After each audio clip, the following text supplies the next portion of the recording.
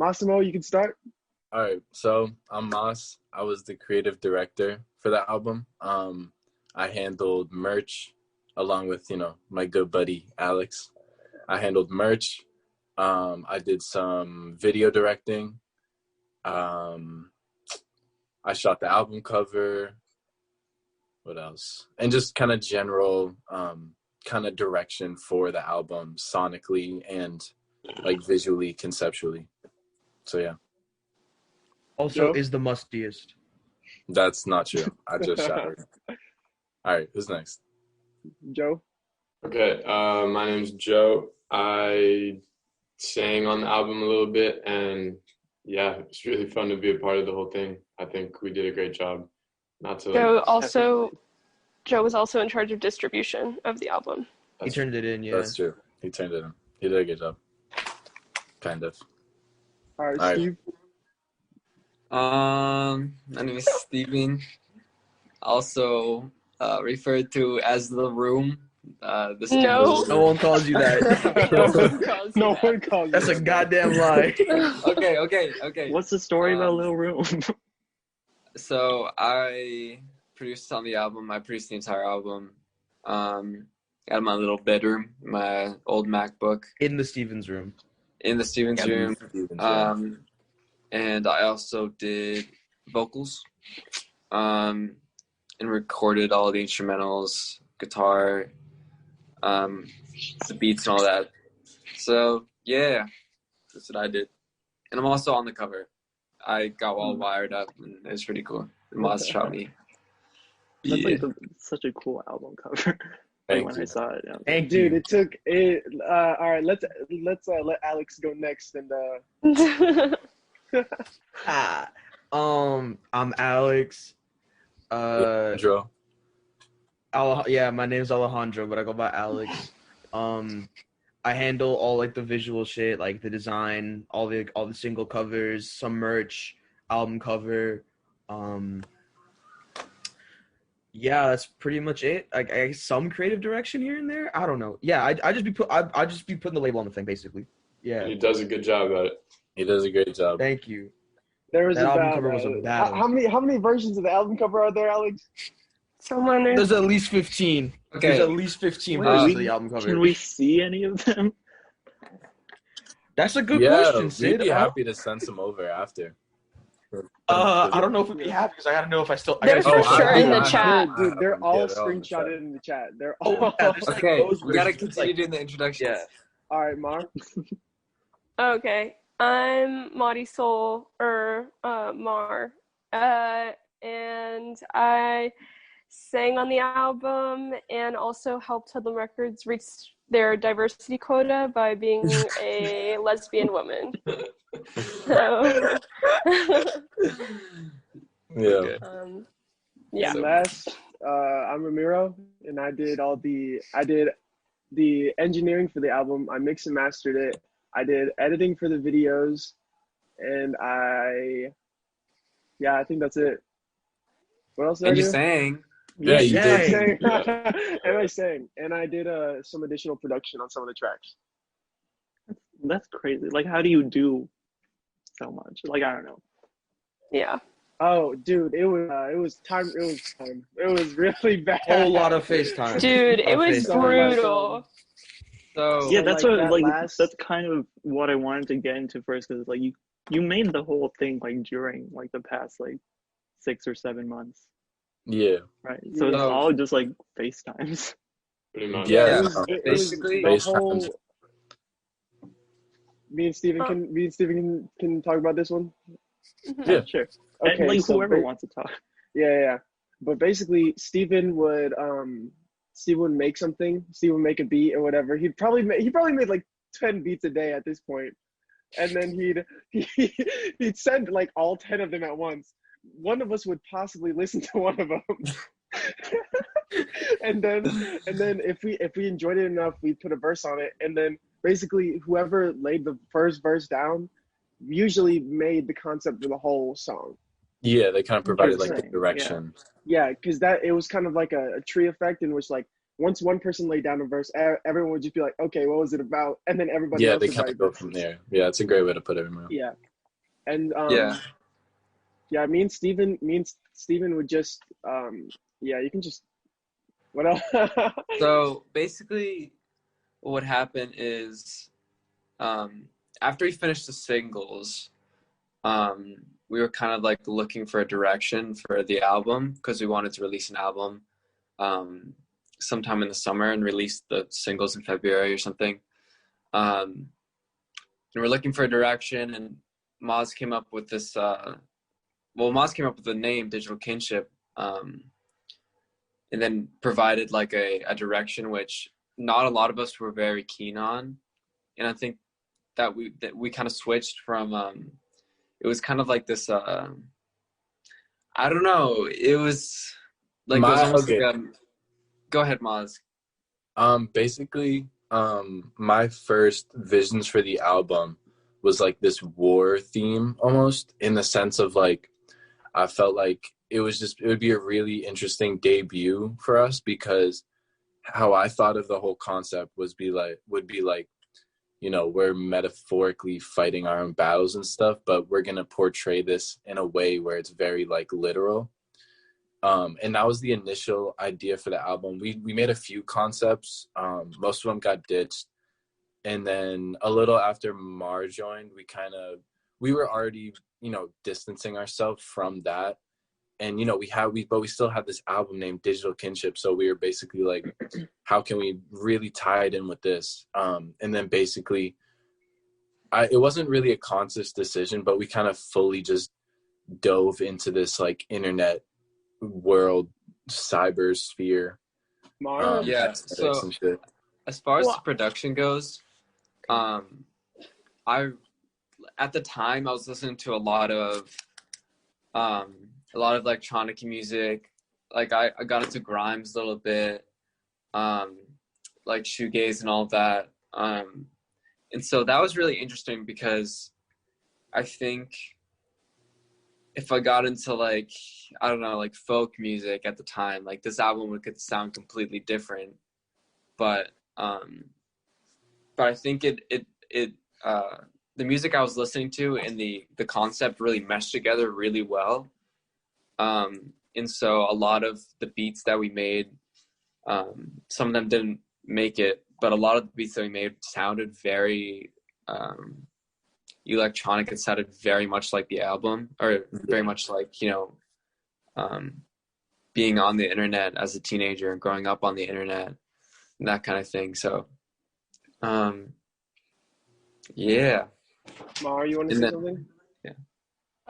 Yeah, I was gonna say, Moss said that like we didn't make a conscious decision to switch away from the war theme, but I remember when I joined and he Moss like told me about the concept of the album, and when he texted me that before I joined, I was like, okay, if that's something that they all really want to do, like I'll do it. But I honestly wasn't really enthusiastic about that initial idea.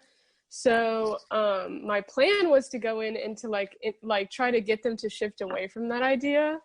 And then one day, like I think we were talking about the concept of the album in the group chat, and I was like, it kind of sounds like you guys aren't really like enthusiastic about carrying on with this like war theme. And so like I think we did actually like consciously shift into something else, because I do remember asking everybody and being like, you know, are we still passionate about going in this direction? And everybody was like, it just wasn't something that we were connecting with anymore, so we moved on to something else.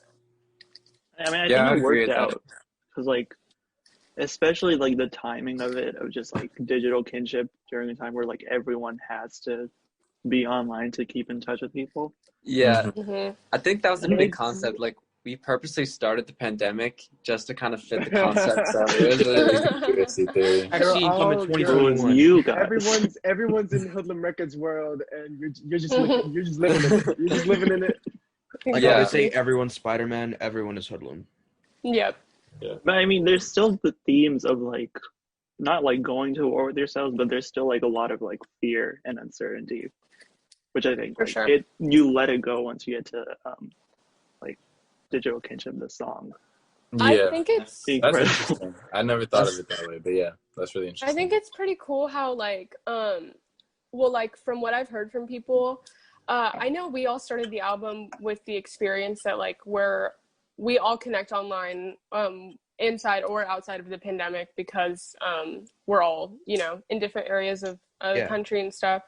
But it's cool to see that like with this new like new normal that like we're in, I feel like it unintentionally like reached people in like a way that we never even like expected or intended, because like you said, like everybody is being forced to be online now, and it's cool to see that like it came out like at the right time, I think.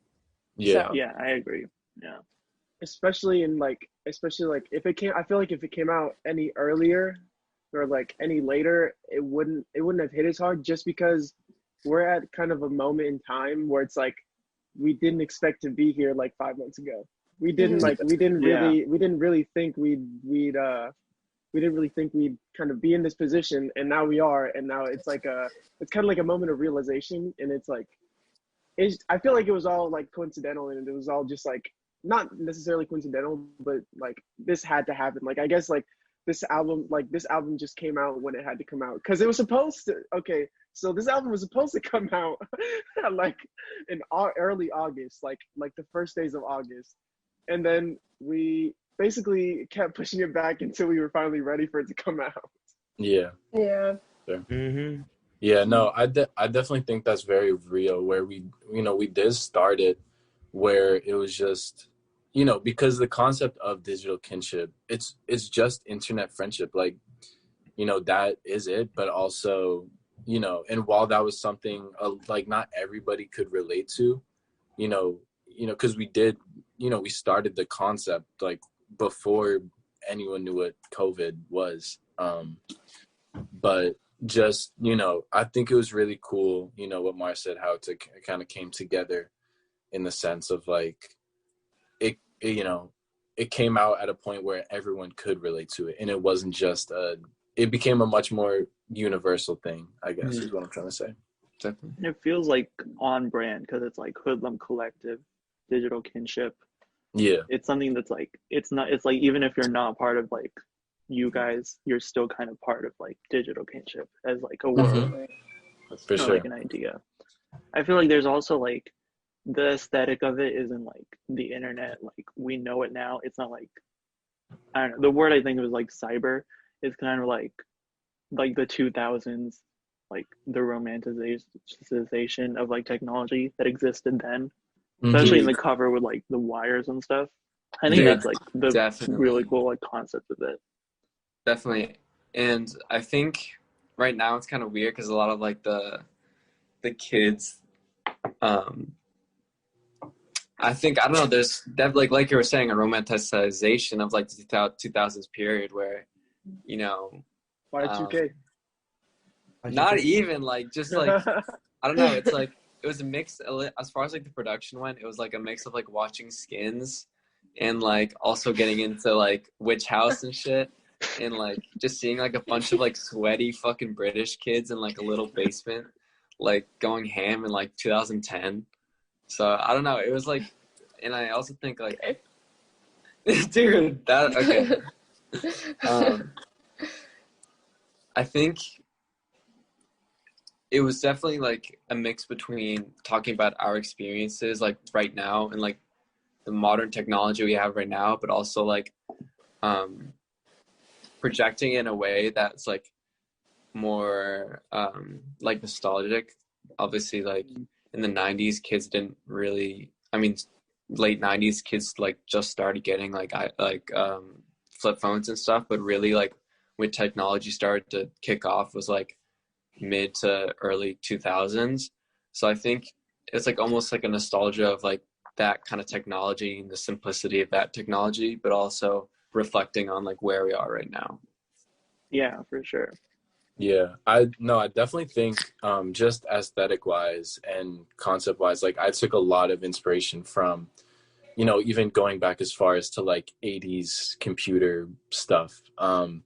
Computer Love by what's his name? Y'all know what I'm talking about. Zapp and Roger. Yeah, Zapp and Roger.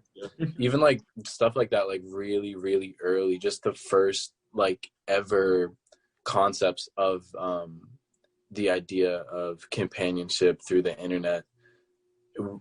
I definitely took a lot of inspiration from that, and then especially more coming into like the 2000s era, we got a lot of ideas from MySpace, flip phones. Like we reference it a lot on the album, and not even just on the album, but visually, just like visually wise, and you'll see that in the merch like a lot. I definitely got sick. Yeah, Alex, do you want to talk about it a little bit too? Talk about the merch or the aesthetics? Well, the cover and like the aesthetics and stuff like that. I mean, what can I say that hasn't already been said? It's well, definitely. I was gonna say, with the cover and stuff, I know we talked about like it kind of looking like a shoegaze cover and stuff like that. Yeah. Oh yeah, no, shoegaze was definitely a big like aesthetic influence on the album, and the album's visuals to create kind of like that kind of like hazy, dreamy, ethereal kind of like soundscape, visionscape for you to listen to, for you to think about while you listen to the music. For me personally, when it came to like playing, like when it came to like making visuals and making like concepts for this album, I always tried to go towards the thing that I know would have freaked me out when I was a little kid. Because when I was little, I used to like see like Adult Swim and like see like cooler older kids at the mall with their flip phones and stuff. And I of course would think they're cool, but the first thing for it would be like, oh my god, these kids are terrifying. Oh my god, this is terrifying. And as I've gotten older, I've noticed that like all the things that have freaked me out as a little kid have ended up coming back and influencing me in some way. So yeah, I can't talk. Yeah. So that makes sense though. Like yeah. I don't really know much about what was that? Oh, sorry. Like I don't know much about shoegaze, but like even like the way you kind of describe it is like electronic shoegaze, rap dance music to cry to. It's like it sounds like a very 2000s just like electronic music. Yeah. But also just like to cry to. If anything, Right. Like pretty kind of like alternative and stuff. it's kind of a self-aware version of it. Yeah. Because like beforehand, like all that stuff from the 2000s was like, it's music to cry to, but like you take yourself seriously to cry to it. Like I'm gonna listen to Hawthorne Heights and cry because I'm sad. Now it's like I'm gonna listen to DK and cry because that's just what a teenager does these days. Because being a teenager right now is kind of crazy. So it's like I haven't met a teenager that hasn't cried a few days in a row. So yeah, no, it's like a more, I guess, self-aware version of that kind of like, man, I'm sad. I need music to cry to. And Hoodlum's like, yeah, we're music to cry to. Cry to us. Mm-hmm. Yeah, I was gonna say. Mm-hmm. No, go ahead. It's okay. Can you tell we have no media training? You think I have any media? I think Joe should chime in on like kind of his experiences with the album, just because I think the music that I make is very, very different from the music that Joe makes, and like his experience with recording over the album. Because even Ramiro too, like I think me, Maz, and Mar, we all share kind of like appreciation for, not even appreciation, but we also listen to like a lot of electronic music and all that kind of stuff. And I think Ramiro and Joe, I guess when we started making the album, it was something that was very different for both of them. And like if you guys could talk about that, because like I'd like to know like how your experience was like, recording over this, because it's not acoustic guitar the entire way through. It's not like a lot of, I mean, there's a couple of indie rock songs, but Ramiro, it's a lot different for you. Yeah, like when we first started and you started sending the files over, it definitely was a lot different. But I think experimenting and kind of trying new things is always fun. But at first it was definitely trying to like find my way into the album. I remember it was for one song, I just couldn't like get into the groove of it for whatever reason, whether it was like too fast or just not my style. But I think as time went on and we were going back and forth about songs, we found like a way to kind of incorporate my style into it. And same thing with Ramiro. And I think we did a good job at it, even if it was a little bit out of our style of music. Yeah. Yeah. Like when he was first in all these electronic and like super synth heavy stuff, I was like super, I don't know, I was just, at the time I wasn't making that kind of music at all, and I wasn't even listening to that kind of music. But like I kind of found my way through, especially once we made when he sent the beat for Cyberbully. That was like the first time I was like, okay, I could do this. And then like it was like a very different approach, because like I'm just used to like I don't know, I'm just used to I'm used to a lot of like guitars and like very like real sounds and not synths and stuff. But the way I approached Cyberbully is I don't know, I just kind of like took it on head first, and I tried to bring in what I had and just kind of combine it in a way. It was just a different kind of style. Yeah, and I think both of, you know, Joe and Rio, once they found their footing, they really, you know, contributed a lot to the album. And, you know, while, you know, because me, Steven, and Mar, you know, we love synth pop music, we love electronic music, and not to say, you know, Joe and Rio and Alex don't, but it's just, you know, we had like a very clear vision of it, and their music doesn't reflect that a lot. So I think for them, you know, once they found their footing and they really got into it, I think they kind of, I don't know, it was very like an organic thing that came together, I feel like, and it sounds like that on the album. I think you know? Mara was trying to say something. Well, I was just gonna say that like I know Joe's like personal projects, especially because I think Ramiro definitely, you can hear like some of the influences from his personal projects in the album. But Joe, I think, was like, it was a really like big step away from like what he usually does. And like just ultimately I think he brought something into the album with like the way that he writes lyrics and like his voice and stuff. It just I think it added an element to the album and to the songs that he sang on of like sort of like realness and endearment and like more organic. It brought back like a granola, like a connection. Granola. Yeah. Because whenever like the way we kind of set up Joe's verses were a lot. I noticed that were a lot when we set up Joe's verses, it was like a stripped down beat rather than like the whole thing was there. Because whenever we'd have Joe on a verse, like we had all these synths, but we'd strip it for Joe because it was very, I feel like he had like very standout verses on it, especially on PB, I feel like, and after that, I love. Yeah. Mm-hmm. Just like he definitely brought like a step back on the album. Like his moments were very breathing, like spaces to breathe in the album. I feel like yeah, that's a great way to put it. And I feel a lot of the okay, you got it. Okay, like with Joe's like EP growing up, I feel like that's like there's like the like themes of like maturity and just like what you said, kind of like a space to breathe, but it's also kind of just like it's more relaxed and just more like this is just like super honest and this is just how I feel. I feel like he definitely brought that. Yeah, for sure. Yeah.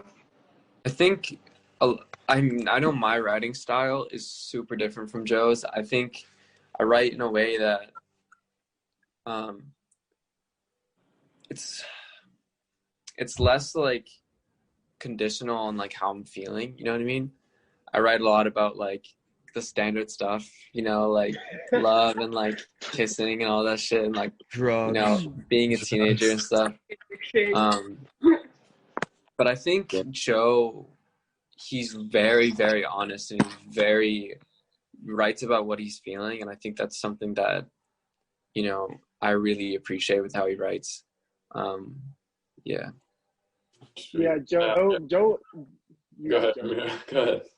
Oh no, yeah. It was just like a comment to add on. Like Joe's writing style is very like if he sends a verse, it's what he was feeling like in the moment that It's super he was writing it. Like conversational. it was never like I don't think for like any of the songs Joe really will write a verse in advance. Like a lot of the time, bro, like he'll he has just that one line where he says like he's like fucked up that last verse. Like you can't get any more like Yeah. I don't even know, like more like In in the moment than that. Yeah. Like he's literally writing how he, he how fucked he up the last literally verse.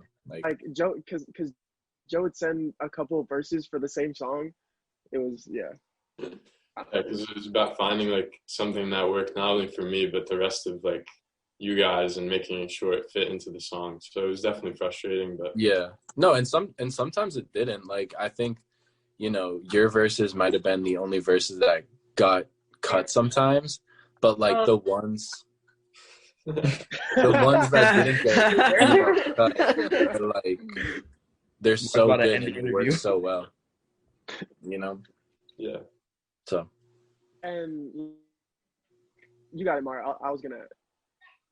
Were you gonna Well, say I something? didn't have anything to say. He just said that Oh. Joe's were the only verses that got cut. oh no, I meant multiple times.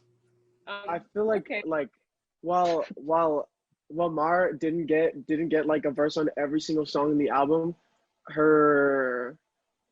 the moments she was in were so like important to every single song she was on. Definitely. Especially the songs that she added on to, like what's the beginning of 5G?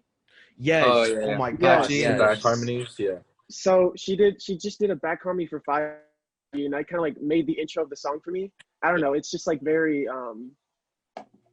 It sounds like Stereolab. I don't know. But like her writing stuff, her writing too is like honestly like some of the strongest writing like I've ever seen. She sent me like a verse for a project she's working on today, and like it was probably better than anything I've ever written. It was just like she's just like, dude, she's insanely good at writing, and her like spots on the album are super important. And like like if they weren't on there, the song was probably garbage. This album would have been terrible without me. Yeah. We wouldn't like- be here today. Yeah. No, we probably wouldn't, honestly. We'd all, I don't know. Honestly, Mar sometimes holds this group together, bro. It's No, yeah, definitely. Thanks, She like makes sure we're all firing on like all cylinders and all that stuff. So yeah. but like this whole album was like such a step from everything that everyone was making before. Like everyone's just gotten so much better at what they've been doing. Like Moss's EP that he put out like last November, like those rap verses to this project are two different people, like two different. Thank you, bro. The amount of that's cadences what- Moss had on this album are crazy. When I heard like Nala, that's what I was thinking, because like his verse was like one of the standouts to me. Yeah. And I was just like, I've never heard him do this before. Yeah. Awesome. But yeah, I was gonna say about like when like Alex was like, it's not like sad in a way that's like this is sad because we're like making it sad. It is kind of just like honest and just like powerful. Because what I felt was like by the end of it, when you get to the interlude and even like the last track, you kind of just like reflect on like what you heard, and you're like, this is like definitely like how I feel. This is how, like I've been living my life. And it's not like this is depressing and these are like depressing things that are happening. Mm-hmm. It's kind of just like, hey, like there's a lot of people in your life that you probably wouldn't be in touch with if it wasn't for the internet, and we should like, celebrate that every day. Mm-hmm. Yeah, it's definitely it's not a sad album. It's definitely like, I don't know, it's hard for me because our lyrical concept. It's not a sad album by choice. It's just inherently sad. A little bit, but yeah, there's a lot of happy moments. It's just relatable, I think. Like it's just something that's honest, and there's nothing like more sad than honesty sometimes. Mar. Whoa. It's okay, Mar. All I have to say is that it was like, I think it's not like sad. I think it's just emotional. Like I don't think it's yeah more emotional than anything. We live in emotional times. Yeah. Dallas. We live in a society, bro. I think when you're talking about the outro, the last song on the album, I think that was like the first song created for the album, and basically I didn't touch it until I sent it to Ramiro again, and like that was like 12 hours before we submitted, like 5 hours before we submitted. So yeah, like some of the verses for the album were like made and put in the day the album was turned in. Yeah, we don't like to work like that, but sometimes that's just how it happens. It's real time. But it's in the moment. It was like really important for the outro to be there, because there's a lot to reflect on, and I think I Love You Anon does that perfectly, because it doesn't, like, the lyrics aren't very coherent, because it's like a sampled vocal, so I think it's basically it allows the listener to reflect on the album without having like new input. You know what I mean? Yeah, it's definitely a real space to think about what you just listened to and kind of sit with it. Yeah, but like you produced it so well that it's like the music has to really be like a reflective piece for that to work, and it does work. But it's just like that would have been so hard to do with like, it's like, I think like the closing track is always like one of the most important for like an album like this. Yeah, no, we struggled a lot with the intro and outro. Bro, the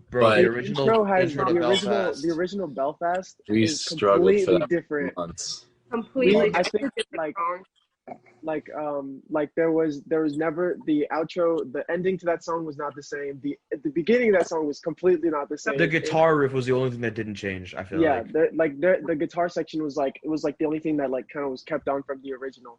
Because like originally it was like a very rap verse to open the album. Yeah, and, it was. But like we all kind of agreed that wasn't a good first hello to the album. That wasn't like a good intro. And so still hard though. That was a hard verse. The verse was hard. It was hard. It just wasn't us.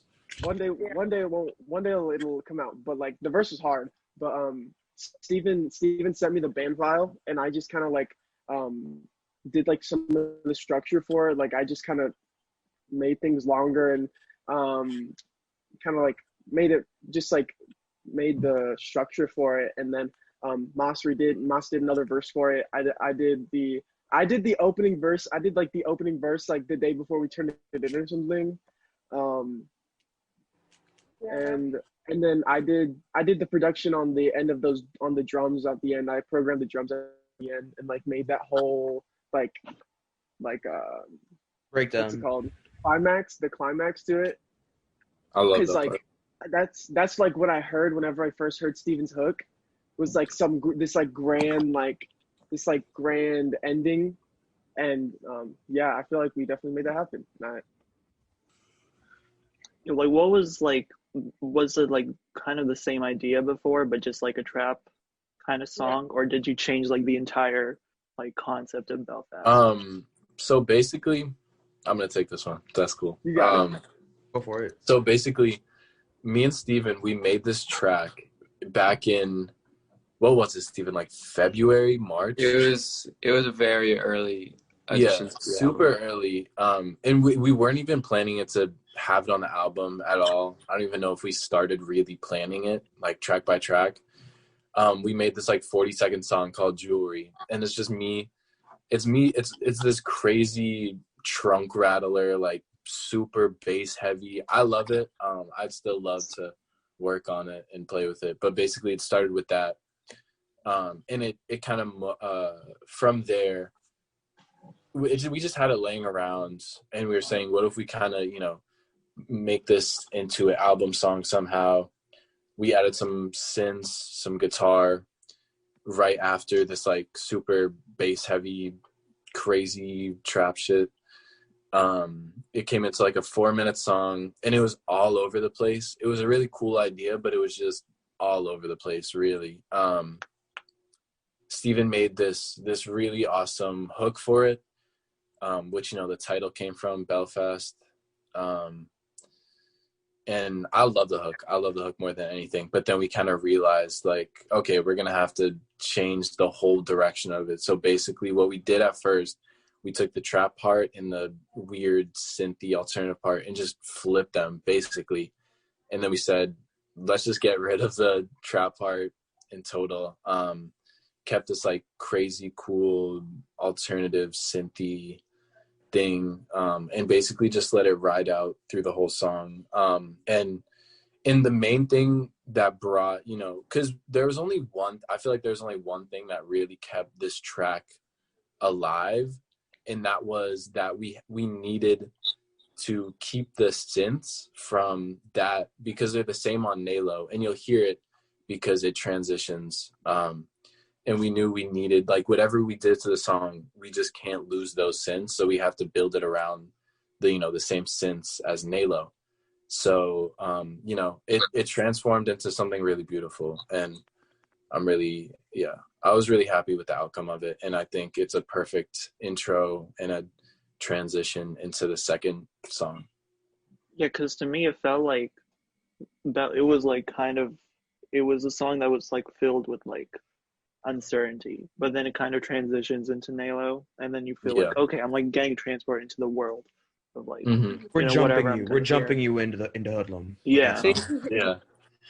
Belfast is interesting because it didn't, I know Maz's verse touched on a little bit, and I think Ramiro's kind of touched on the title track a little bit, kind of like freedom of the title track, if I remember correctly. But Belfast is interesting because I was writing about Northern Ireland and like the sectarian violence there throughout like the 60s into the 90s, and so like a lot of the lyrics, like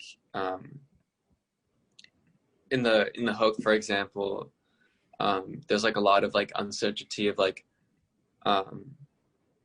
if you'll like be like, you'll be alive, you know what I mean? I think the last line's like what if I was moving while I was dead, which is like kind of doesn't make any sense, but it's also like the idea of like you're living, but like you have this like the sense of doom surrounding you, and sense of like, will I like make this like out alive kind of thing. And I think none of the other group members really wrote about that too much, but I think that's okay, just because it would have been a little curveball to the entire theme of the album. Just sorry to interrupt you real quick. I just want to say that I love when people kind of put historical events into music and they don't make it corny, like not on some Hamilton shit, you know. Shout out Hamilton, but just like I love when, you know, so I love when people do that, and for Steven to do that was really awesome. And I love the lyrical content because it's so applicable to like anything else. I feel like I think that was just awesome. Yeah, it's like credit to the influences, but it's also like not exploiting them. I wanted to talk like a little bit about the Nalo video, like how like the concepts of it. I just don't know how you put it together and it fits so well, because it feels like you guys made it all like separately and then pieced it together. That is what we did. So basically, how, you know, we've only put out 3 music videos, but how they go every time kind of is, you know, I love directing the music videos, even, you know, I can't be there physically. And so basically what I do is I kind of write, you know, either a storyboard or like a general outline. And I'm saying, all right, so this is what I want to do for my part. This is what I want for, you know, Steven to do for his part. And, you know, me and him, we film our things. And then for Joe, you know, I'm going to write something for him, and I'm going to write something for Alex, Ramiro, and Mar to film. And basically... Damn, what was my part for the Nalo video, Maz? No, basically it's just like, it, you know, I leave a lot of freedom to them, because it's really hard to, you know, I give them like a general idea, but it's not, you know, I kind of let them almost direct it themselves. I just give them like the writing for it, if that makes sense. Yeah. So, you know, one day I'm going to be really happy when we all get to film in person, and I get to, you know, direct things from a much more like directorial point. But yeah, that's basically how they come together. And then Ramiro edits them, and he does a great job at, you know. Yeah, basically I'll just get all the clips. So for all the editing of all the videos, I'll get all the clips. And the editing this video was probably like the easiest, because this is the time when we had like a full like, because usually we kind of just wing it more or less, and like Moss will give a little direction, but this time like Moss had a whole idea for the whole video, and so everyone just recorded their parts, and then I synced them up with the song, and then it was just a matter of making it interesting. So it was just me playing around in Adobe Premiere for like a whole day, and like and like just adding effects and just like kind of I don't know, just like I'd send like versions of the video and like kind of what everyone wanted to do, and it was just it's a lot of FaceTime sessions at like 11 o'clock at night, and just like showing everyone what it looks like, and then what they enjoy about their video and what they wanted to change and stuff like that. It's a very like it's just a very like vocal, like what do you want, what is bad, like rinse and repeat of like kind of what everyone wants until we get something that everyone likes. Mar and Joe, do you guys want to talk about like the rinse and repeat process? Because I think that's very important to process as a group as a whole, and kind of just like take that away. So it's like, I think with any group, even if let's say like you're in a band and you all invite them over to your house and you make something, that's always going to be like, I don't like this, I like this, and then as it goes on it'll change and morph. But with us being like states away and like not being able to get together like that, it's like that, but it's also almost like sometimes hard to communicate what we're feeling or how we want this to change. So I think that whole process, we've become like really familiar with it, and we're still learning how to work together, and I think we're learning what each other likes and dislikes. So yeah, it's a whole process, but we're getting there. And I was gonna say, like, we had like Ramiro said earlier, like Steven sent like 10 tracks a day at the beginning of this album process. So we there were things that we recorded over that everybody ended up scrapping, or one person ended up scrapping because they didn't like it for some reason, and and another art time, because I'd only ever, I released one project, so it's not like I have extensive music experience, but like I've never had to like answer to other people about what I wanted to like put out or like whatever. And so there's particularly this one track that I had a really hard time getting go of, and I'm still bitter about it, but I'm getting over it. It's called Kill Caroline, and it was like literally my favorite verse that I had done for the album, like my favorite thing that I've done, and it just ended up like not making it onto the album. And so I've had to learn how to like be like, okay, that's fine, like for the greater good of the album, which has been like difficult, but it's like whatever, you know, it's a group. That's how you can take over the song and put it out on your own. Oh no, trust, it will come out. It will be coming out. The last thing to do. Because like I want to hear it now. It's so good. It was that good. I know, like, I don't know if this was a joke, but I remember you put like a picture of like one shot from The Matrix, and you were like, this one shot inspired the entire album. Was that a joke, or was like, because it makes sense, but I'm like, what does that mean? Yeah, I love that you captured that. So basically, I find my inspiration everywhere and anywhere, and my girlfriend made me watch the whole Matrix fucking saga with her, and the Twilight. And the Twilight Saga, but I love the Twilight Saga. Matrix was cool too, but basically, you know, I really I pride myself on finding inspiration in the weirdest and smallest of places. So that one shot, I saw it in the movie, and I'm like, holy shit, that's so cool. And obviously, you know, the way inspiration translates to your own art, like, it doesn't make sense. Like, the only way for that, you know, to translate over would be in a music video. But for me, sometimes it's just about the feeling. And so for that particular shot of the Matrix, that one scene, it made me, you know, feel something. And I feel like that, you know, feelings can always translate into whatever you want them to be, if that makes any sense. But yeah, that's kind of like incredible that you're not trying to be like, okay, we're gonna reference the Matrix with like the video, but it's like yeah, just not recreate, but like try to just recreate the feeling around this. And it makes like, because like the Matrix is like the most like early 2000s internet like just like movie, mess of that, so it's like perfect to like kind of, I don't know, but I feel like even like just like the outfits and just the whole style of it, it really fits in with it. Yeah.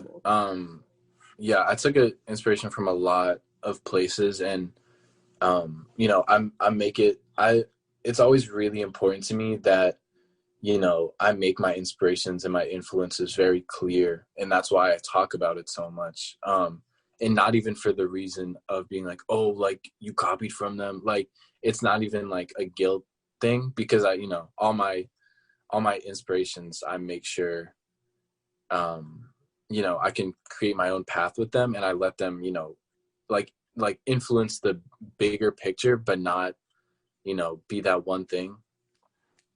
If that makes any sense. But yeah, it's just really important to me. It's like all art is from other art. Yeah, for sure. Yeah. We can talk more about like influences, like any just like random stuff that kind of just caught your eye while you were making. Yeah. And you were like, how about bring this? How about everyone name one thing that like, or like a couple of things that like just inspired the shit out of them. I go first for the album specifically. Yeah, Joe, go first. Joe, go first. All right, you so can honestly, Sorry, what were you saying? Like even like outside of the album, just like anything that kind of. So you can just say whatever you want. Most of my verses are like about love, and like, not to be all like wishy gushy, but my girlfriend inspired a lot of them, because we got together, I guess, like when the album was sort of coming together, and you can hear it through my verses. Like, it's a lot about like finding like consolation through another person, or just being together. So I think you can hear that through the music when my verses come around. So for me, yeah. That's good. Mark, you wanna go? Or Steven? Yeah, Margo. Wait, me? Margo Polo. I hate this group. Anyway, let me think. I don't really know. Like, I guess. Well, this is kind like you don't hear it at all in the actual album, but I guess like Mitski and like Phoebe Bridgers, like I look up to them so much, and like whenever I write anything, like I think about like the things that they've written, and like try to internalize that and try to like channel that into how I write, without, you know, like outright copying them. So yeah, I don't know. A lot of my verses have come from like things that I like loosely based around things that I like experienced, like specific moments in my life. Like my verse on Anna's pink blouse is from like something that actually happened, and like I don't know, I guess I just take inspiration from life and how I feel. Yeah, I feel like there is like a Phoebe Bridgers. I could like definitely see like the writing style and also your like voice. Thank you. I'll start crying. She's gonna be gassed over that compliment for days. She's about to hold that over everyone for the next year, for real. Yeah, for real. Yeah, I mean, this is like in my top 10 albums of this year. There's like Phoebe Bridgers and there's this. So it's like there's the connect. I gravitate towards that music, so I could definitely see that. Love that. Thanks. I guess for me, inspiration, like my inspiration was a big part of the album, just because I had this role of kind of reflecting what the group was thinking, or like what Maz was thinking for the concept and what the group wanted, but also I had a lot of creative freedom to like demonstrate like what I enjoyed and like put it to them and see if the group enjoyed it as well. So like I said before, like I listened to Oblivion by Grimes and I was like, I fucking love this. Like I want to like use this sound for the album. That's where like a lot of the arpeggio synths came into the album. And then a lot of those. I think after that, I kind of stopped looking at new music. Like I haven't found new artists in a really long time, and it's kind of sad, but I just be playing my shit on shuffle now, like my entire liked songs, whatever. So I think each song inspired the next, you know what I mean? And like each element, like for Ethernet, for example, like I found these synths and I was like, fuck, I love these, because I found the inspiration from a different song or a different demo. I'm like, how could I combine the sound that I love from this song and the sound I love from that song? And but as far as like other artists go, like the 1975 and their ability to put a shit ton of genres in one album and still have it be an enjoyable listen, and that was really important for me, because it kind of showed me like, okay, not everything has to be an outright like house track, or like this doesn't have to exactly be an entire rap album, that kind of thing. I think that like really helped with me coping with the idea of there being like a shit ton of genres on the album. Yeah, I feel like a lot of artists don't do that because it's so hard to capture, but bands like the 1975, when they do it and do it right, it really comes together. Massimo, your inspirations? Especially with like their album, like the one 2 years ago, like the one about relationships or like the internet. Yeah, that one. Yeah, that was a big inspiration for us. That, like, you know, the idea of it, like the general concepts, okay, computer and brief inquiry into online relationships. They kind of paved the way for us. Alex, what's your mock 1975 cover name? Oh, I was reading a textbook one time, and it was like expressions on a mathematical conscience. And I was like, wait a goddamn minute. Yo. That sounds exactly like what there's. Yeah. I was like, and then I saw a video earlier. Matty Healy got the name of the album because he saw it. He was on a train, and he saw this lady reading these essays, and so, yeah, no, of course it sounds collegiate because it's like from some like collegiate essay thing. I would like to point out that while they may have taken inspiration from the 1975's album, we are not Matty Healy apologists. Oh yeah, it's a God complex. It's a God complex. Oh my God. But we love you. We are Geck haters. No, we're not. Matty, if you're watching this, we want to get on Dirty Hit. No, We want to get on Dirty Hit. Morrissey, if you're watching this, I hope you break both your legs. I don't think Morrissey's gonna watch this, but watch her come back to bite me. He will one day. Okay, inspirations. Who hasn't gone? Alex, Maz, or Mira? Alex, do inspirations for the cover. Like what were you looking at? Because there's like whenever Alex first started sending like things like concepts for the cover, like there's like a theme going on. There's like All right, so cover inspirations. I can talk about it if you want me to. No, it's cool. It's just it's like trying to capture a cloud in a small cup. I can't like put it all into words. It's like there's like a lot of things that go into play. Definitely skate photography and skate advertising. That's how like I got my into graphic design and like photography. It was through skateboarding. Stereo Lab, this band I mentioned earlier, they have like this super like really cool minimal design style that I really liked. More explicitly, the internet, not the internet like the World Wide Web, but the band The Internet. They have an album called Purple Naked Ladies that their album cover is like has a lot of resemblance to ours. In the first Dude, I never realized that. That's yeah, crazy. no, lots of purple, lots of circles, and there was going to be a lot more. And in the original version of the album cover, looking back on it now, we probably would have gotten sued by them if they saw it, because there was a lot of resemblance looking back on it now, and I'm happy I changed it up. Yeah. Then other visual influences would be like obviously Drain Gang, Andy Warhol, pop art stuff, Tomoko Miho, this graphic designer lady. Yeah. I think you said Keith Haring once. Yeah, Keith Haring. I think I saw that before. Keith Haring, definitely. Yeah. I want to say one thing about Keith Haring. There's this video I watched about him, and he did this mural in Australia, I think. And basically it's this like weird worm thing with this like computer as a head, and basically there's like all these guys and they're all holding each other up. And I wanted to sample this one part of an interview that he did. And basically he was saying like all these little guys, like they're all relying on each other, and they're all like how they're positioned in the artwork, they're all standing on each other. And I thought that was like a really cool, I just thought that was a cool metaphor for like brotherhood almost, and kinship, which is a big part of the album. And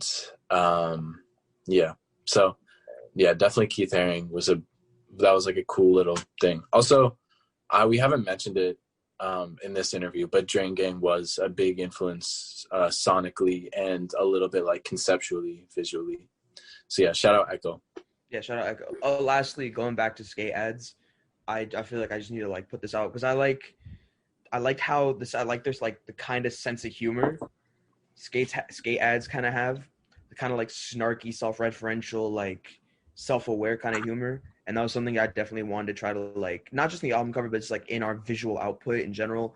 I wanted to make it like, we're self-aware to a degree, to make it like less, I guess, to make it less pretentious and to show that we like don't take ourselves super seriously. But yeah, that was basically like a lot of visual stuff for the album. Someone want to talk, please? Can someone please talk? Everyone just stare in the camera. Steven's room is gone. Yeah, Steven's dipped. Yeah, Steven left the room. I don't know what happened. He's in Switzerland, Oh, he's trying to, Oh, but Steven. where'd you go, buddy? What was that, bud? My phone died. The Wi-Fi in the yurt not hitting, bro. I'm sorry. That's so unprofessional of me. Sid, I want to let you know, Steven lives in a yurt. Yeah, Steven lives in a yurt. Steven lives in the yurt.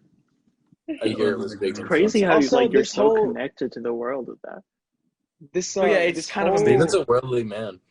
This whole album was basically made on $0 because it was produced, mixed, mastered, and like everything with free plugins on GarageBand. Speaking of GarageBand, you know what else was made on GarageBand? Oblivion by Grimes. Valid. All right. Now, I'm not excusing Grimes for marrying an imperialist. Period. That song slaps. That song slaps. It was made on GarageBand. This album slaps. Was made on GarageBand. Now, I'm not saying it's not a coincidence, but I'm not saying it's not a coincidence. True.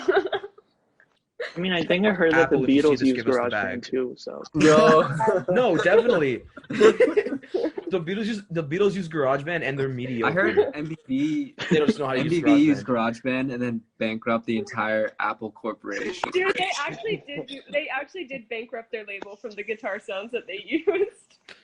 All just on like a No, goddamn because they vacuum spent like cleaner. 14 hours. No, they spent like 24 hours a day in there for like 4 weeks. Just for Jesus vacuuming Christ. Eating down. dust and shit. Oh Dude. my god, bro. We're getting off topic. Anyways, back to the interview. Oh yeah, influences.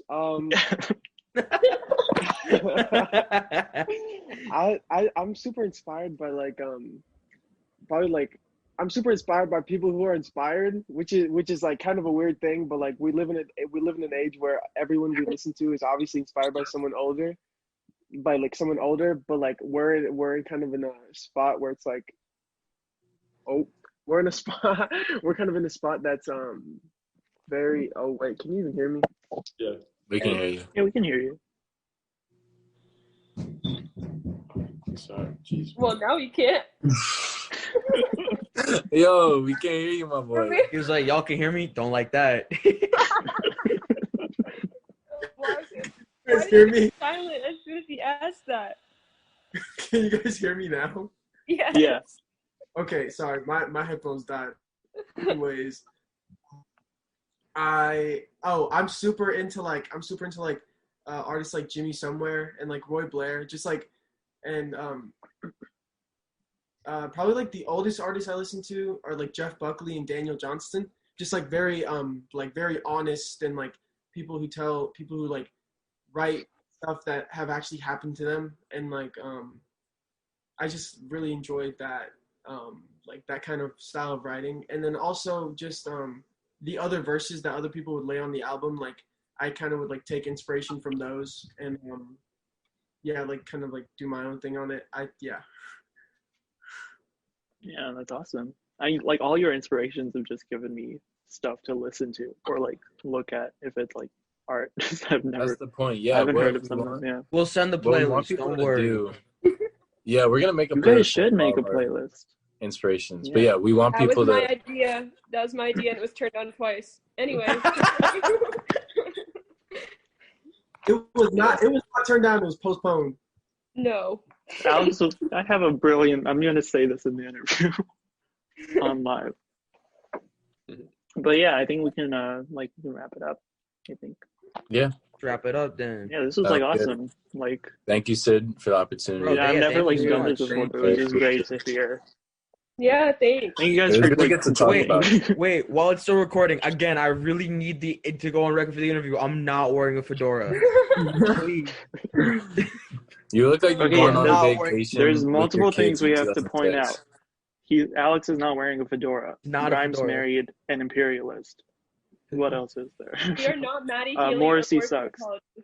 Yeah. We don't Yeah. excuse Maddie Healy's God complex. Oh, Great and music, stream though. Digital Kinship. He's not going. And stream, yes. Digital Kinship.